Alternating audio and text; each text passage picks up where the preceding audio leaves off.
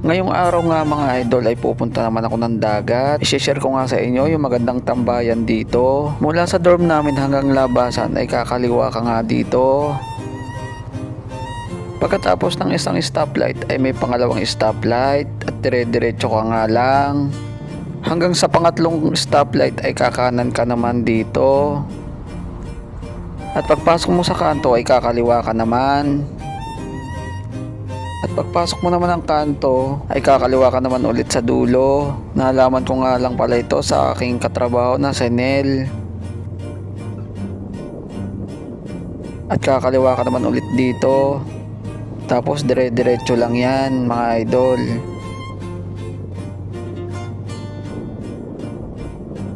At pagdating mo nga dito sa dulo ay kakanan ka naman mga lods dahil ito na yung dulo. Tapos may makikita kang parking lot dyan na malawak. Siyempre kakanan ka ulit papasok. At siya nga pala mga idol, magbaon kayo ng 50 NTD kasi may bayad na yung parking dito. Sa parking lang yung may bayad mga idol, pero kung wala kayong sasakyan wala naman kayong babayaran. At pagpasok ko ay dito nga ako sa dulo nagpa-parking para malapit. Nakaabang nga pala sa inyo si tatay, maniningil dito sa parking lot. Noong una naman kasi na napunta ako dito ay walang bayad at walang nag-aabang. Kaya dito kung napapansin nyo tumatawag si tatay. Pero kunwari hindi ko siya naririnig.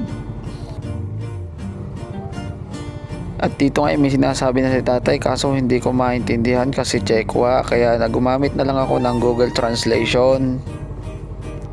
At sinasabi niya dito isa daw itong pribadong lugar.